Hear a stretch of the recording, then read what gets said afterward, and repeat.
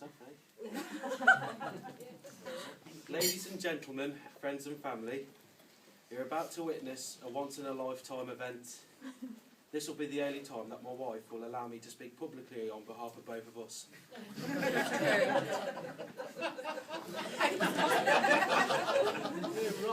However, it's an honour to do so, and I just hope that so soon into our married life I don't let Gemma down.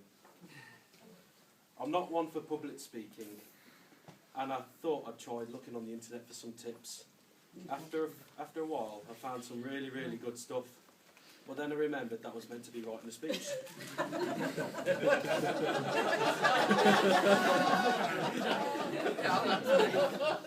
So, a warning to you all, there's going to be quite a few toasts, so make sure that your glasses are full. It's great to see so many of our family and friends here today, celebrating the happiest day of our lives. I know some of you have travelled far to be here, and it means a lot to us. It really wouldn't be the same. It'd be a lot cheaper, but that's not the point.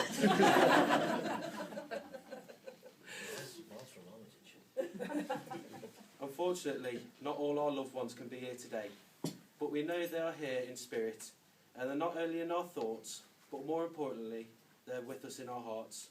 So with them in mind, would you raise your glasses and join me in a toast to absent family and friends? Absent family and friends. Now, I'd like to sincerely thank Jeff and Trudy for making me feel like the son they never wanted. Sorry, the son they never had. The son they never had.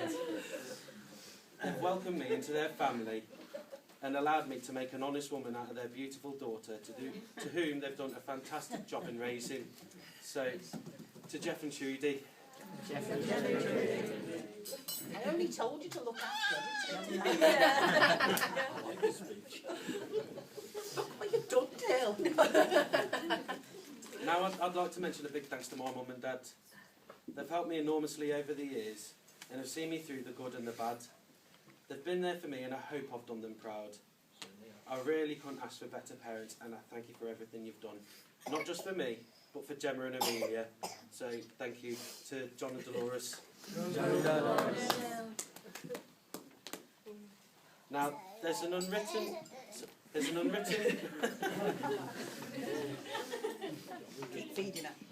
Now, there's an unwritten rule of wedding etiquette that states that nobody should be more handsome than the groom. And I'd like to thank our ushers, Mark, Andrew and Chris, for sticking that rule to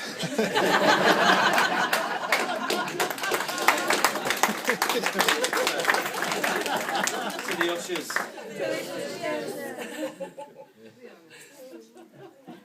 Now, a special thanks to some wonderful people. I've read a quote somewhere that says, surely two of the most satisfying experiences in life must be those of being a grandchild and a grandparent. We all have a special bond with our grandparents, and for a while now, Gemma and I have been able to share that bond with both sides of the family, to which we thank you. So here's to the grandparents.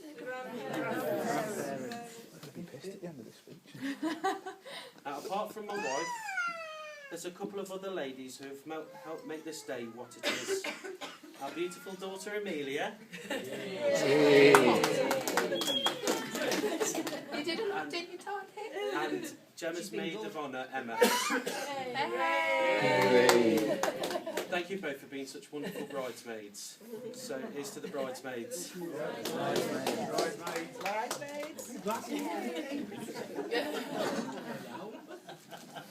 Now, I've known Sam for about 10 years now, my best man, sat on the end there. And through that time, he's been as good a mate as I could have hoped for. Although he could let me win a few games of pool once in a while. I'd like to thank him for a variety of things, like helping organise a stag do, helping me being part of this special day, but most importantly, I'd like to thank him for being a true friend. But before we raise our glasses to the best man, I must make you aware that he does have a tendency to drift in and out of strange flights of fantasy, and has been known to make up whimsical tales believing them to be true. Just take note of that ahead of his speech.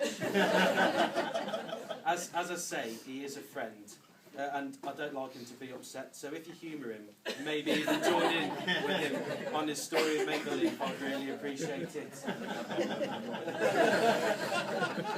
So, to the best man.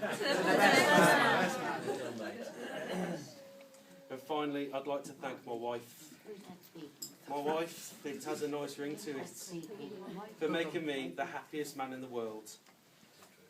I think you'll all agree that she's absolutely breathtaking, and I still can't believe that she agreed to marry me. They say that you don't marry someone you can live with, you marry someone you can't live without, and that's Gemma to a T. And the term soulmate is used far too much in these situations. Well, it's true, you complete me. But more than being the love of my life, you're my best friend. Sorry, son. You make me laugh, and you have made me cry, but usually through laughter. And I hope that wanting to grow old with you doesn't change that. Now, I need to stop now because, well, I guess don't want me to be all sappy. I've got the rest of my life to do that with you.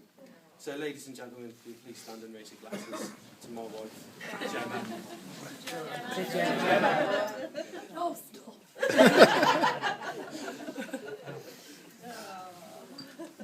So,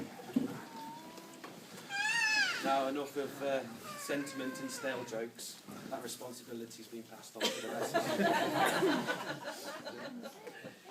Thank you.